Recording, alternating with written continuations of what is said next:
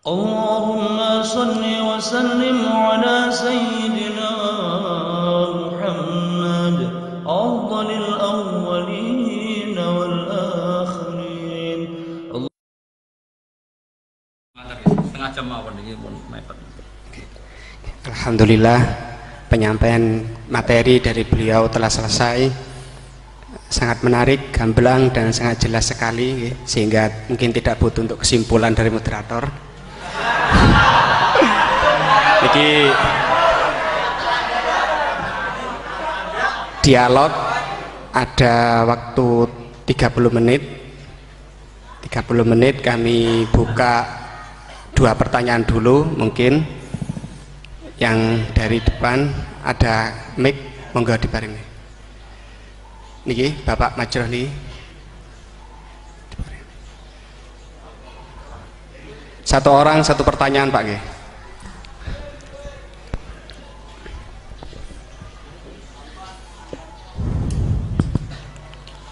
Terima kasih waktunya kepada Kiai Ahmad Bahauddin Nur Salim. Saya mau bertanya mengenai tadi yang disampaikan bahwa setiap umumul Quran pasti ada mukhasisnya. Ketika dilihat zaman sekarang ada kelompok liberal yang mencoba untuk mengamandemen Al-Quran dengan tidak mengkaitkan konteks zaman dulu, malah mengkaitkan dengan konteks zaman sekarang. Ambil contoh dalam permasalahan ibadah haji, mereka ingin merubah haji wukufnya nggak cuma di bulan Dzulhijjah tetapi di bulan Syawal pun juga boleh. Nah, jadi sudut pandang panjenengan gimana masalah apakah memang bisa keuniversalan Al-Quran itu pada zaman sekarang dibuat sesuai konteks sekarang? Itu saja. Sampun? Nggih. Nggih. Penanya kedua, monggo.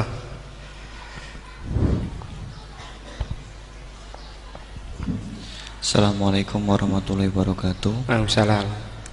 Dumateng Yai, ini ada pertanyaan tentang penafsiran Al-Quran berdasarkan ilmu sains.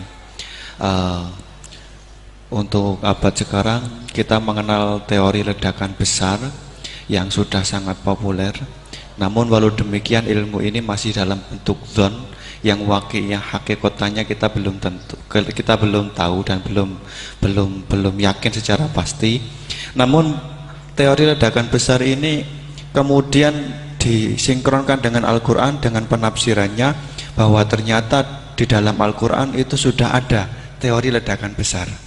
Pertanyaan saya begini, menimbang ilmu teori ledakan besar ini adalah ilmu dzon, ini masih memungkinkan ilmu ini salah, sehingganya penafsiran terhadap Al-Quran ini menimbulkan kekhawatiran, yakni kalau ilmu ini sebenarnya salah kemudian disinkronkan dengan Al-Quran, nanti ada penyalahan dalam penafsiran. Namun sisi lain terdapat kebaikan, yakni ada banyak orang bicara bahwa Al-Quran turun sekian ratus tahun lalu ternyata di dalamnya memuat teori ledakan besar yang baru muncul abad modern ini. Dari penjelasan ini pripun monggo Yai tentang penafsiran berdasarkan ilmu yang masih dzon, yang belum hakikatan seperti ini, monggo. Oke, sama namanya. Oke. Sing pertama Pak Ulil, yang kedua Pak Anwar. Itu sudah sama-sama keren Pak ya. Nggih. Pak siswa. Pak Ulil apa Ulin? Ulil. Pak Ulil. Ulil apa? Ulil Absor. Sudah Ulil Absor, sudah bener ya. Itu namanya sudah bener. Nggih. Yang kedua Anwar ya? Kedua Pak Anwar. Enggak, sudah gitu dulu. Cekap dua dulu. Sing pertama mungkin nek jenengan niki pertanyaan yang pertama, apakah keumuman Al-Quran bisa ditaksis sesuai konteks sekarang, konteks sekarang kekinian niki. Niku pertanyaan yang pertama. Pertanyaan yang kedua, kejadian sains yang sesuai dengan sains, ilmu sains niku apa bisa juga dibenarkan, ditafsirkan ke Al-Quran? mengingat ilmuwan-ilmuwan sains sekarang mengatakan bahwa Al-Quran itu banyak yang sesuai dengan sains akhir-akhir ini. Nah, seperti ledakan besar niku kalau diarahkan ke Al-Quran, apa memang sains itu sebenar-benarnya persis dengan Al-Quran atau masih ada kemungkinan nggak sama? Hafal Quran bukan? Buatan apa belum? Tapi hafal juz 30. Nggak betul. Enggak. Ya, ini rileks saja ya. Memang saya ulang lagi, memang syaratnya itu hafal Quran tadi. Enggak, karena begini, saya berkali-kali berdebat sama orang-orang liberal. Sekarang saya tanya, mereka kan senang sekali ya mengutip ayat la ikraha fiddin, bahwa dalam agama itu tidak perlu pemaksaan.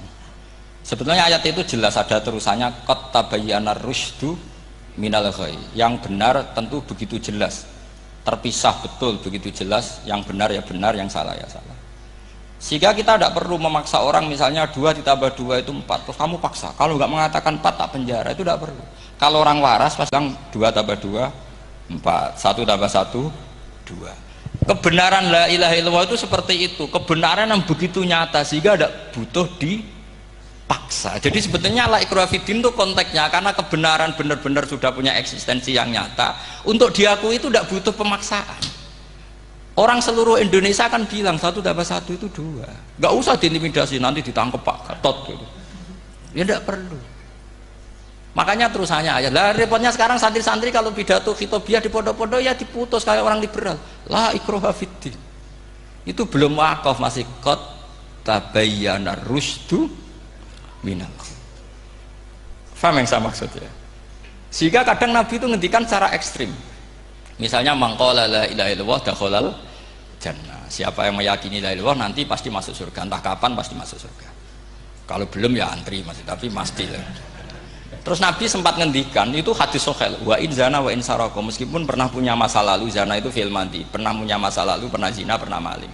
Itu sampai 3 kali sahabat protes. Tapi saya berkali-kali ngomong di ngaji di Jogja, di Bojonegoro, di rumah ngomong, kebenaran yang absolut, kebenaran yang hakiki tidak bisa terganggu oleh perilaku sosial. Bukan masalah seakan-akan hadis ini membolehkan zina, itu tidak mungkin. Inna wa la ya'muruna bil fahsya, Allah tidak akan nyuruh hal yang buruk. Tapi saya beri satu logika, satu analogi. Kalau rektor Al-Azhar kamu tanya 1 tambah 1 berapa Pak Rektor, pasti bilang 2. Kamu tanya Amrozi ya bilang 2. Kamu tanya Pak Ahok ya bilang 2. Kamu tanya Anies Baswedan ya bilang 2. Tanya Pak Nusron dijawab 2. Sama, semuanya jawab 2. Karena kebenaran hakiki pasti absolut. Sekarang misalnya gini, ada ronte dari dulu Doli misalnya, kamu tanya Mbak 1 tambah 1 itu berapa, pasti bilang 2.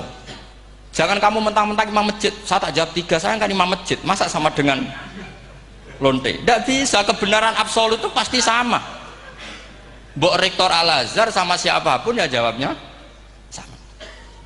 Paham yang saya maksud? Sebab itu kadang Nabi ngendikan wa in itu la ilaha illallah itu kebenaran absolut, lebih absolut ketimbang 1 ditambah 1 2. Sehingga kebenaran absolut la ilaha illallah itu nggak bisa terganggu oleh apapun. Paham ya maksud? Nah itu maksud qad tabayyana rusydu minal ghayy. Kita tanya rival politik, Pak Jokowi kamu tanya 1 tambah 1 ya 2, Pak Prabowo ya bilang 2. Bukan karena rival politik.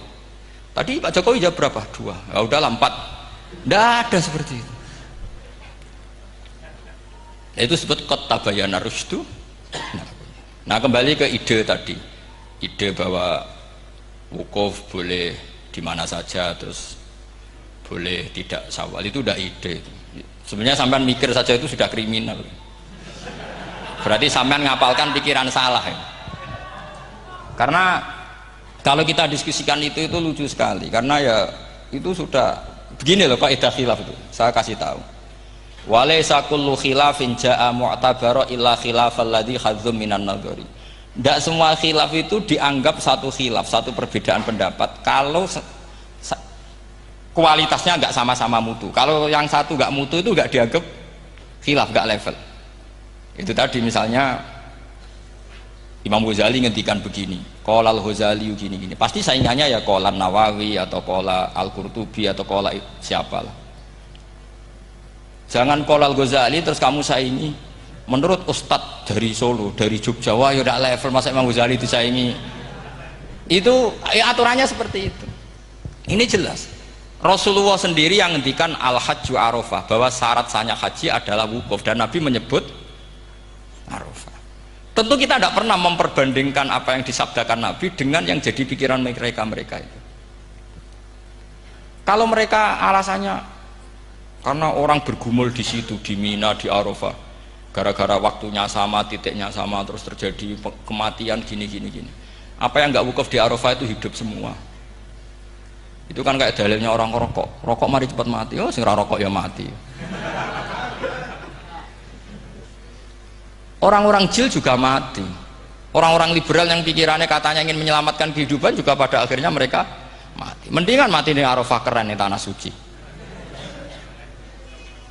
Bodoh usah begitu. Sebenarnya begini loh. Mereka itu menjadi salah karena nggak mau ngaji fikih secara serius. Saya itu menyesal sekali ya. Kenapa sih orang wukuf itu kok dungani suwi barbar itu memang sakiliane. Boy dongo aku yakin pangeran apian sediluk tetap dituruti gitu aja, gak usah lama-lama.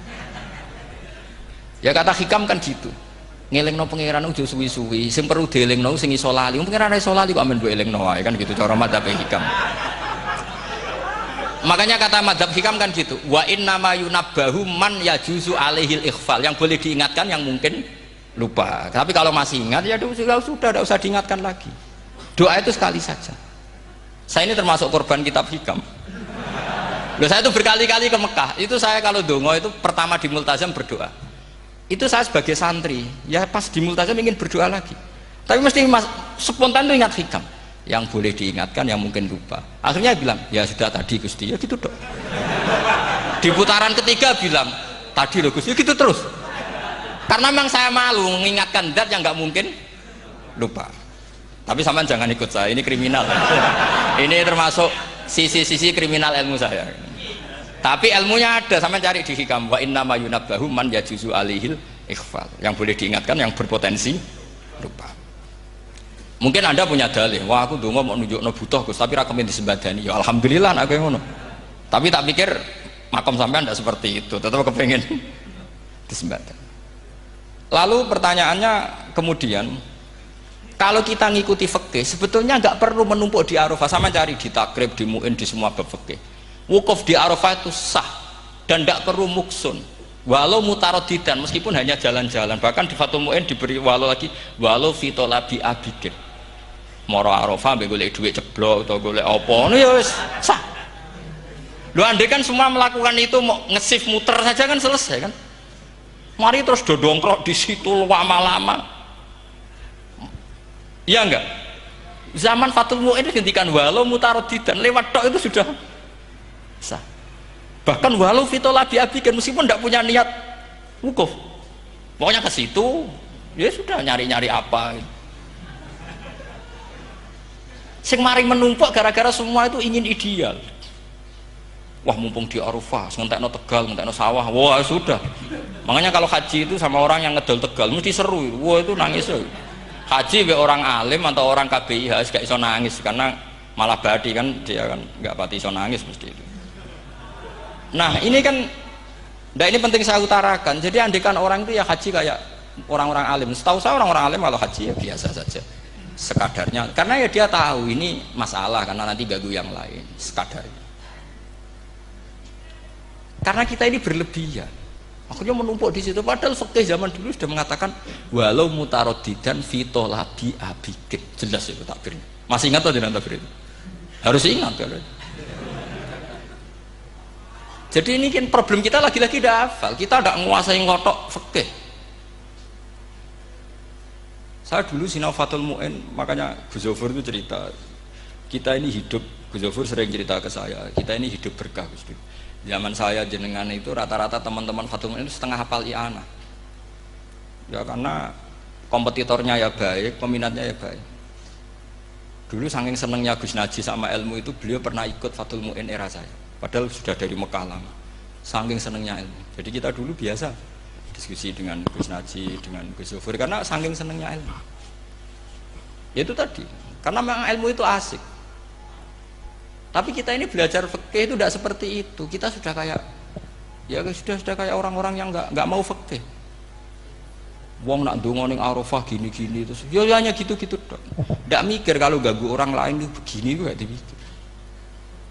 Itu satu. Jadi menurut saya, sampai jangan pernah terlintas bahwa pendapat jil atau apa saja itu pendapat. Walaysa kullu khilafin ja'a mu'tabara illa khilafal ladzi haddu minan nadhari. Tidak semua khilaf itu kita hitung khilaf kecuali yang kualitasnya sama. Kecuali begini kualitasnya agak sama. Misalnya